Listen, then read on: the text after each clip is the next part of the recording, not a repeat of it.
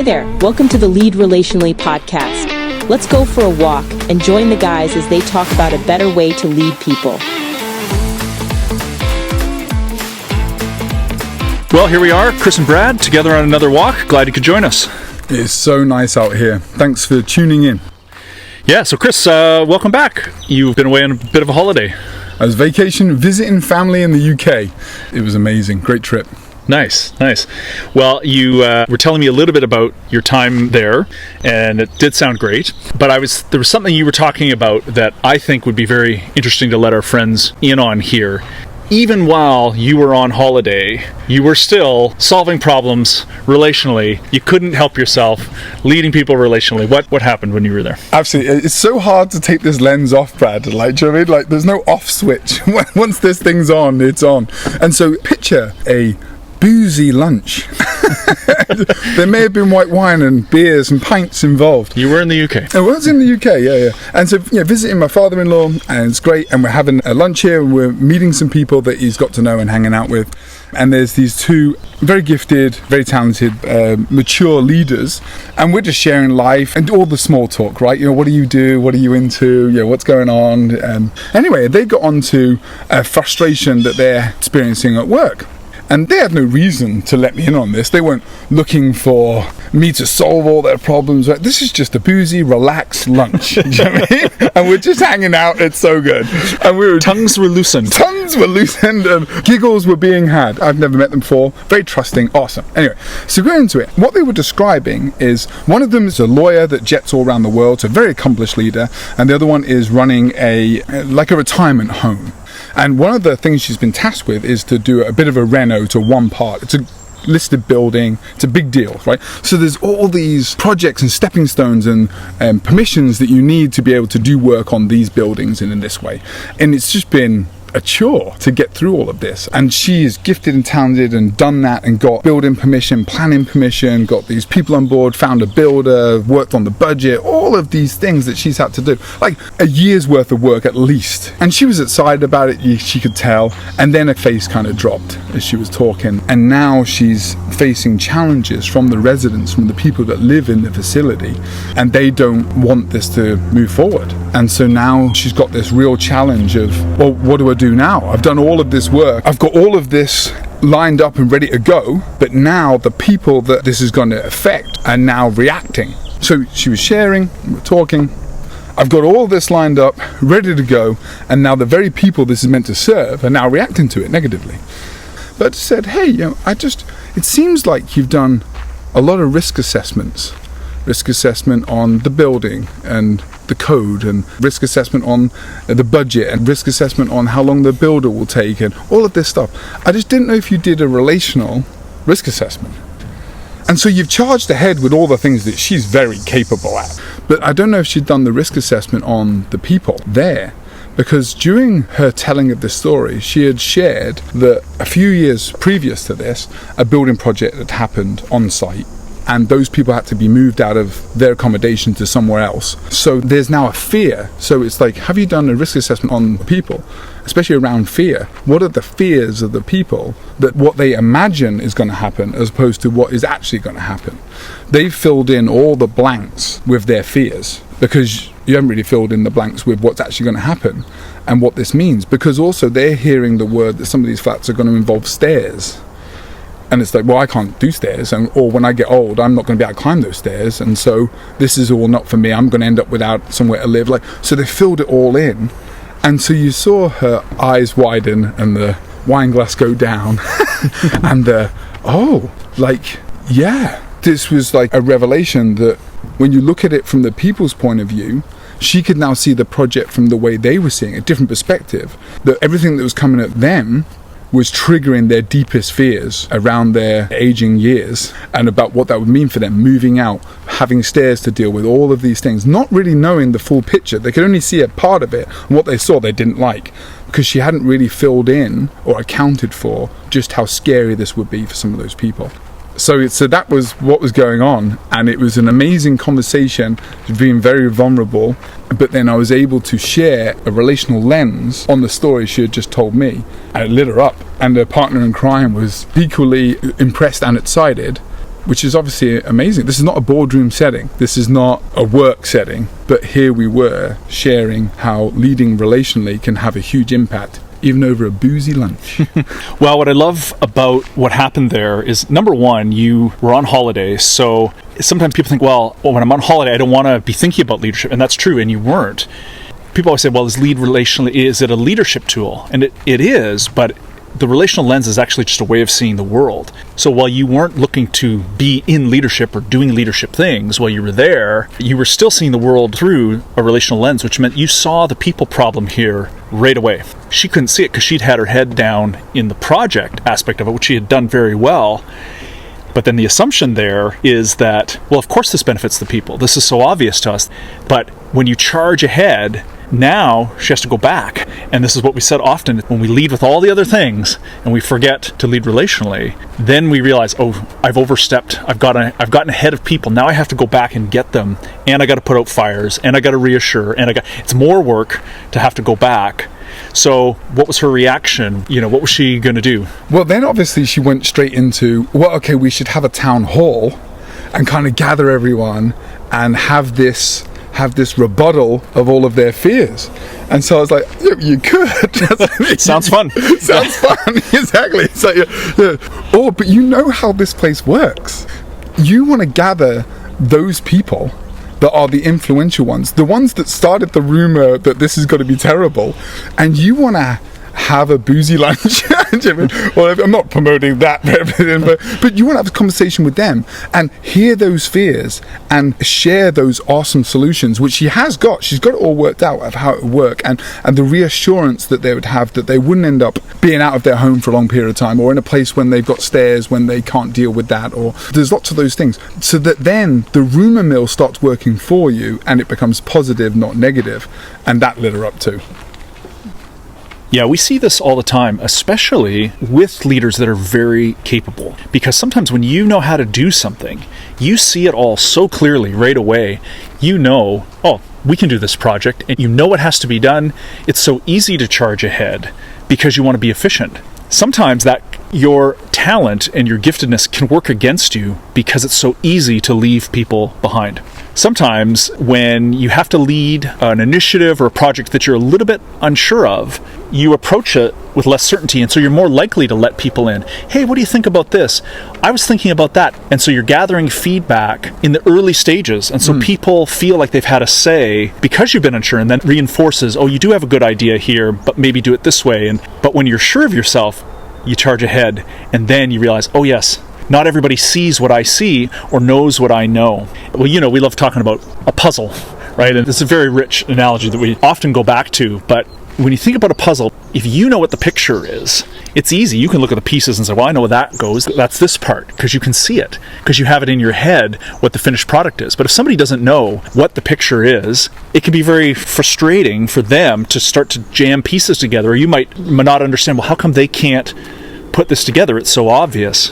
Then we have to go and we have to take those 3 steps back to bring them along, right? And how do you do a puzzle? You start with the frame, right? You start by, okay, this is a little more obvious, seeing how these pictures connect, right? With the straight edges. Then next thing you know, you've framed it in. Well, now the person can start to see, oh, now I see how the puzzle's going to kind of look, because I can see the frame of it. And that's a gift we give people. And then they can actually start to be helpful, and they're starting to put pieces in, and they can see it as it's happening. Absolutely. The 3 steps back, or even 4, 5, sometimes it's more steps back than we think. We think we're at this moment where we're putting the last few pieces together, but because we haven't journeyed with people, they're still trying to work out where the corners are.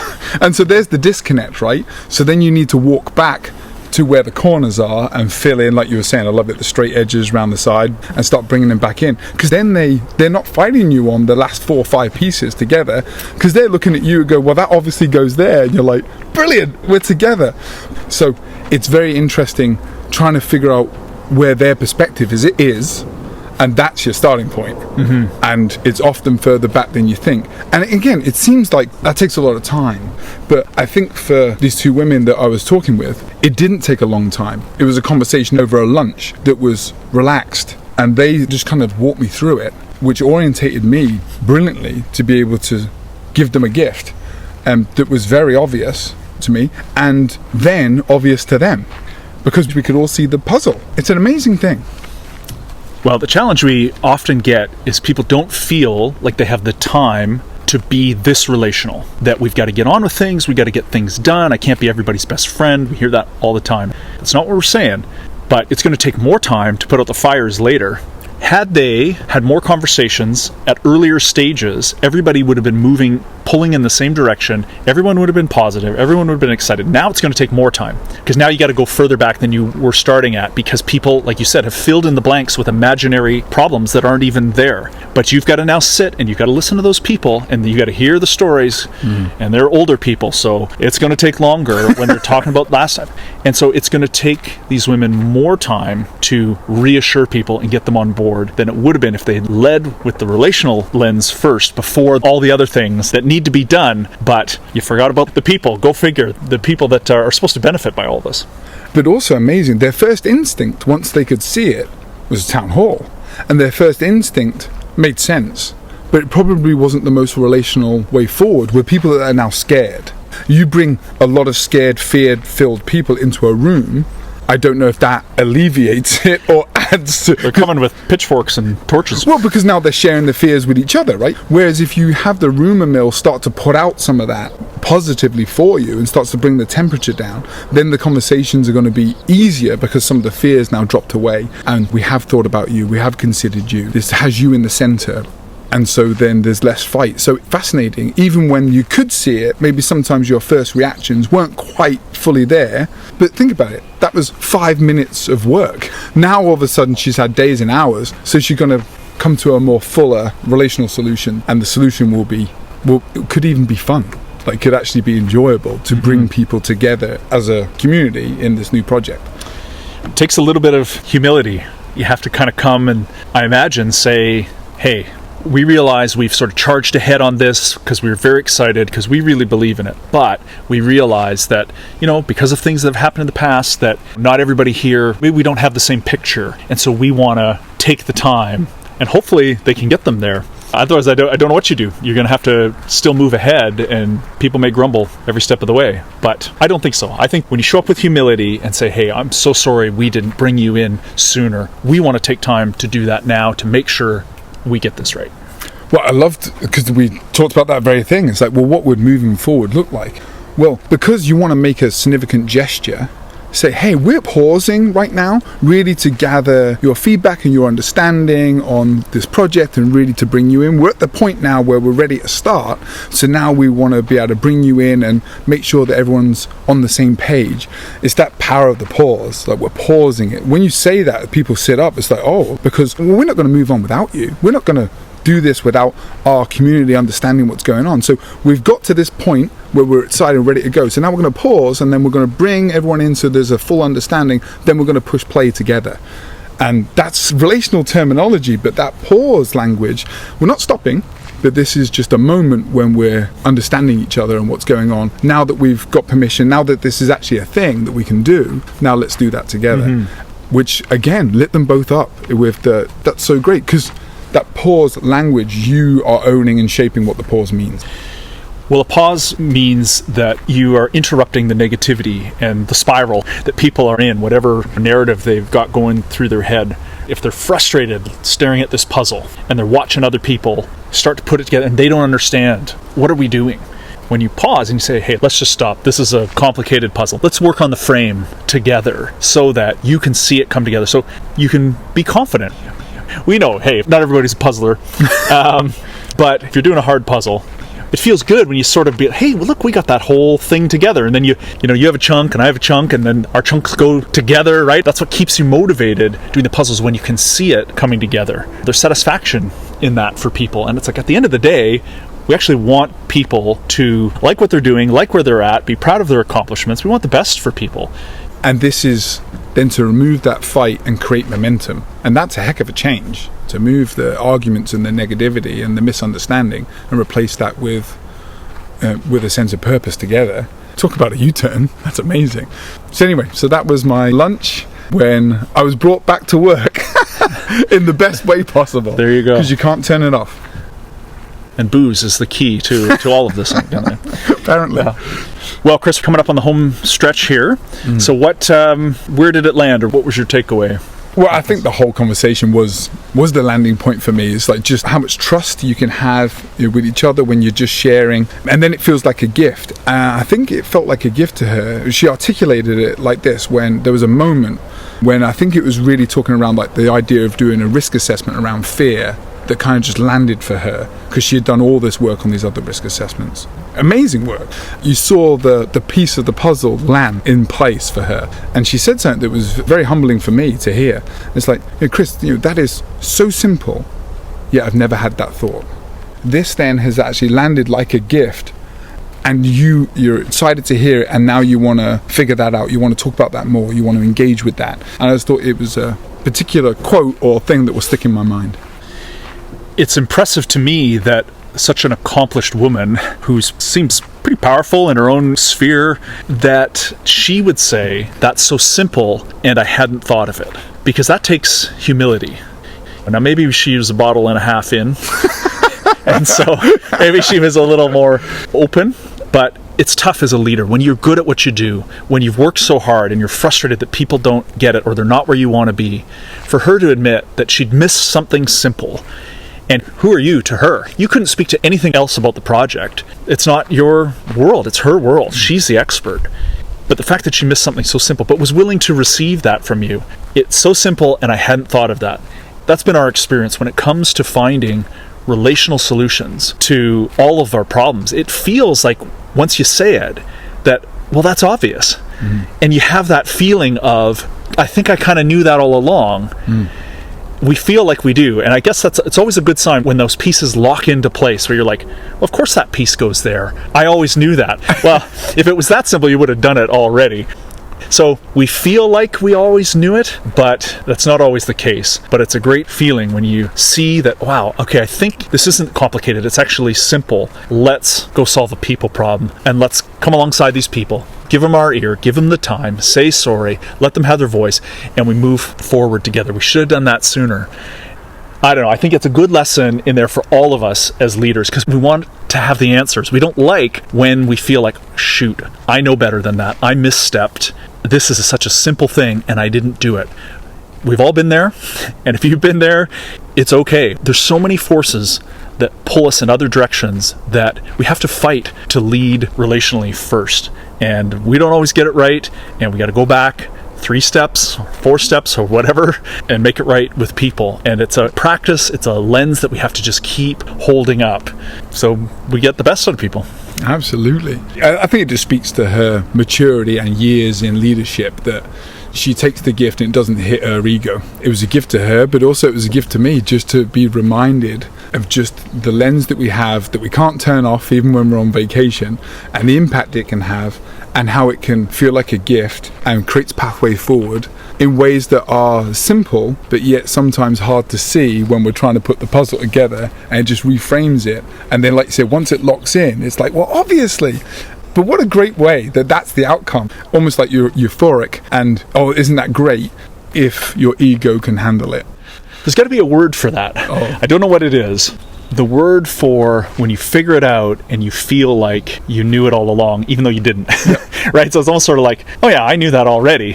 I didn't, but I would like to feel like I did because it's so obvious. You don't know what you don't know until you know it. But then you can't imagine a time when you didn't know it. Well, let's invite our friends who are walking with us. Say, if you can come up with that word, we want it. We're going to take all the copyrights for it, but we want you to do the work to come up with that word. And maybe there's some Latin word for it. It's probably not in English. It's going to be German. It's going to be in Mandarin or something. Yeah. Well, I think humility is the key, and it's always a theme we kind of come back to. If this woman goes back and approaches these people with that degree of humility, I think they will be with her. If she goes in saying, do people realize how many projects like this I've led? I've done way bigger than this, and this worked out great, and this worked out great, and can't you see this, and blah, blah, blah. Okay, yeah, you win. You've steamrolled these poor people, and you are right, but that doesn't mean they like you, or that they want anything you have to sell them. It'll just be a battle until the very end. And she's not that person. This felt more like her. doubling down for a fight wasn't what she was wanting. Otherwise, I don't think she'd be talking about it. It wouldn't have been weighing on her heart in that way that she shared it at lunch if she wanted to do that. So I think if you're at that level of leadership, it's because you do want good for people. And if you're taking those jobs, it's because of that. So I don't know, let's just be more who we are. Well, we can learn from our own mistakes or we can learn from other people's. It's better to learn from other people's. And so, as you think about your own people and who you're leading, are there people you're getting out in front of that there's still time before you misstep and you got to do damage control? Are there people you can say, I need to take 2 steps back now and just check and make sure people are with us? That's totally helpful. Just a reminder that pause is ready to use whenever we need it. Power of the pause. I love it. Until next time. See you then. Bye. Hey, thanks guys. Join us again soon for another conversation. But in the meantime, it's your turn. Get out there and walk alongside the people that you're leading. Visit us at leadrelationally.com and follow us on Facebook and Instagram for more support.